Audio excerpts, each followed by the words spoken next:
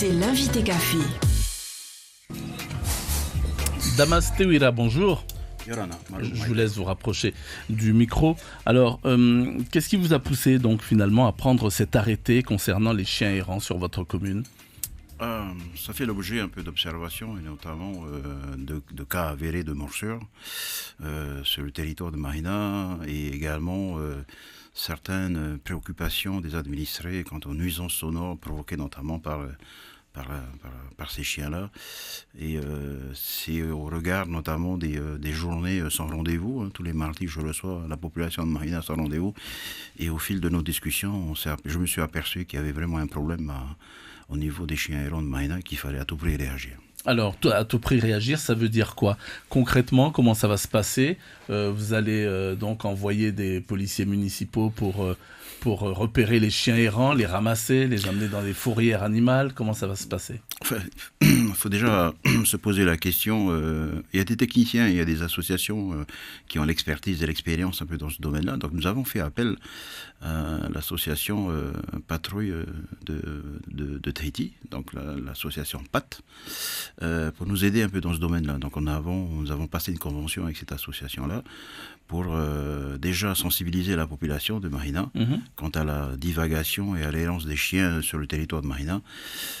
Cette association aura pour principale mission de repérer les propriétaires de ces chiens-là et les placer en famille d'accueil. Donc c'est l'appel que j'ai lancé au moment où on a pris cette décision au niveau de la commune de Mahina, de faire un appel un peu aux familles de Mahina sur la possibilité d'accueillir ces chiens-là qui n'ont pas identifié, qui n'ont pas de propriétaire identifié dans un premier temps. Et après, c'est un projet qui va s'étaler sur un an, une convention d'1 an. Donc c'est la première partie, c'est une sensibilisation, repérage des attroupements de chiens. Et ce qu'il y a, ça rentre notamment c'est une question de santé publique également, parce qu'il y a un certain nombre d'attroupements de chiens dans la cour de nos établissements. Donc à ce niveau-là, on avait un gros souci à avoir. Donc c'est la raison pour laquelle nous avons conventionné, nous avons fait une réunion avec l'ensemble des acteurs associatifs, et ça je remercie, qui tournent autour de cette thématique-là. Donc on a pris la décision d'étaler sur une période d'1 an, et ça va se faire en 3 étapes. Donc la première étape, c'est la sensibilisation, l'identification et l'appel un peu aux propriétaires au bon sens un peu. Ceux qui ont des animaux identifiés, qui s'occupent de leurs animaux, qui les tiennent en laisse dans des lieux publics notamment. Et au moment où on est en train il y a une embellie qui est observée au niveau du tourisme, c'est d'autant plus important pour nous qui avons un site merveilleux qui est la Pointe Vénus, pour ne pas déranger, pour ne pas avoir des complications sur les usagers qui fréquentent la Pointe Vénus. La deuxième partie, en début d'année de 2020, il va y avoir une grande campagne de stérilisation. Donc nous allons lancer une grande campagne. Tous les bonnes volontés de Mahina qui veulent aller dans ce sens-là seront les bienvenus. Donc on est en train de négocier avec des vétérinaires, notamment pour avoir une tarification intéressante. Et la troisième étape, c'est un refuge animalier sur le territoire de Mahina. Donc ça va s'étaler en 3 étapes. D'accord, sur 1 an. Sur 1 an. Oui, parce que j'allais vous poser la question, tous les chiens, là, si vous n'arrivez pas à les placer ou à les classer, vous en faites quoi ? Vous les mettez où ? On essaye. C'est la grande période de sensibilisation. Il faut vraiment qu'on s'occupe un peu de ces chiens-là. Et j'ai oublié de signaler également le point où les chiens ou les chats sont abandonnés dans des lieux publics, notamment au niveau du déportoir de la ville de Mahina. Voilà, il y a beaucoup de chiens qui sont abandonnés dans des cartons. Et, voilà.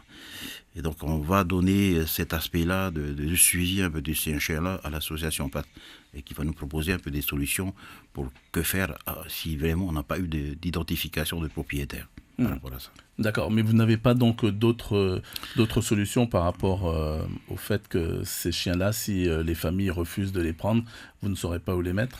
Pour l'instant, nous n'avons pas la capacité d'accueil de ces chiens-là, étant donné que nous n'avons pas de refuge.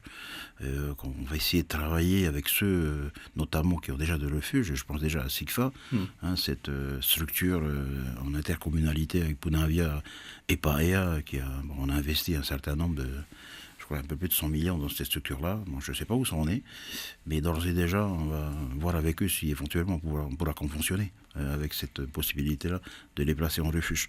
Pour l'instant, ce n'est pas le cas. Ce n'est pas le cas pour l'instant. On a dénombré un certain nombre de chiens errants sur la commune de Mahina. Donc on verra nous n'avons pas la cartographie actuelle des chiens errants et divagants. Mais je sais que dans les lieux publics comme la Pointe-Vénus, il y a des attroupements de chiens qu'il faut cesser.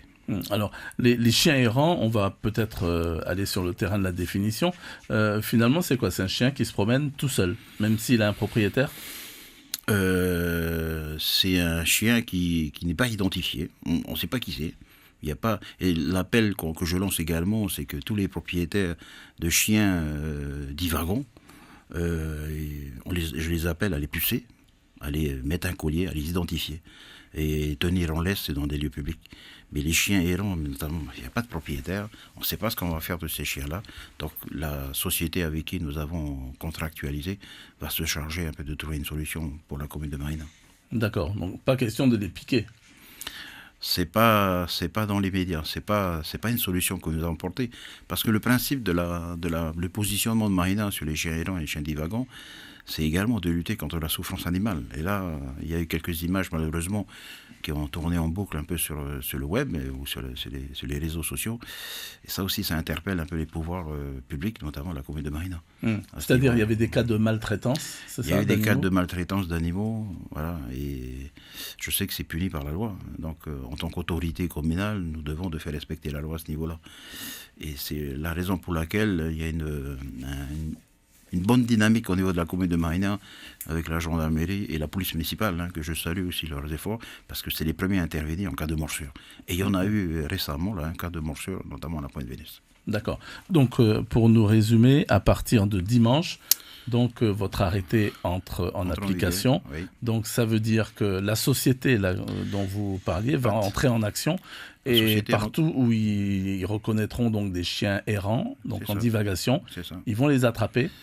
Il y a une prise en charge. Le terme attraper est à bannir du vocabulaire, parce qu'on respecte même la souffrance animale.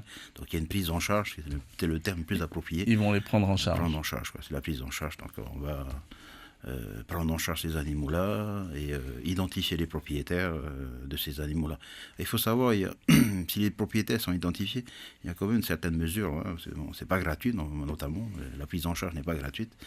Et les frais de prise en charge, notamment par l'alimentation de ces chiens-là, n'est pas gratuite. Donc c'est 800 francs par jour.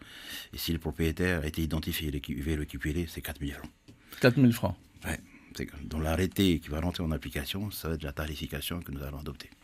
D'accord. Et ça, ce sera aux frais du propriétaire. Ça, c'est Identifié, c'est ça. Ouais. Sinon, c'est à vos frais.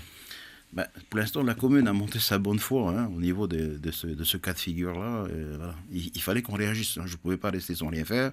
C'est exactement comme les coupures d'eau incessantes. Il faut faire quelque chose. Il faut proposer quelque chose à la population de Marina, surtout que le devenir, en tout cas, je vois l'avenir un peu de Marina ouvert vers la culture, vers le tourisme. Donc c'est important pour nous, quand les gens arrivent en Marina, ils trouvent une commune accueillante et propre aussi. Et propre aussi. Ça, c'est sûr. La propriété aussi est saine. Alors, il nous reste un tout petit peu de temps encore. On va peut-être toucher un mot du congrès des maires à Paris, donc, où vous avez été. Finalement, on va nous résumer. Qu'est-ce que vous retenez, vous, de ce congrès? Qu'est-ce qui peut être bénéfique, par exemple, pour votre commune? Qu'est-ce que vous pourriez appliquer, par exemple, chez vous? Alors, effectivement, je reviens du Congrès des maires, donc ça fait la 3e année que j'ai été invité à participer aux missions institutionnelles du SPC, donc je remercie le président de me faire confiance, de m'inviter pour la 3e année. La principale préoccupation, c'était plus au niveau du statut de l'élu local, donc qui va rentrer notamment dans la loi engagement et proximité. Et je remercie un peu cet échange que nous avons eu depuis le constat de 2018. Donc il y a eu un congrès des communes qui s'est tenu à Tevayuta et nous avons arrêté un certain nombre de positionnements sur la fonction de maire, et les responsabilités pénales, tout ça. Donc je sais que nous avons rencontré les autorités un peu du pouvoir central à Paris. Nous avons émis un certain nombre de demandes sur les maires polynésiens. Juste pour dire très vite, très vite. Et ça, je l'ai bien compris au travers de nos discussions. La fonction de maire en Polynésie française, en tout cas en Outre-mer, toutes les difficultés que nous rencontrons sont identiques à ceux de nos confrères de métropole. Mais sauf que la particularité, et ça c'est le principe un peu de particularité de la Polynésie, les difficultés sont multipliées par 4. par 4, ici. Voilà, ici en Polynésie. Et plus vous éloignez de la capitale de la Polynésie, donc de Tahiti, plus les difficultés s'allongent quand vous êtes maire des Tuamotu.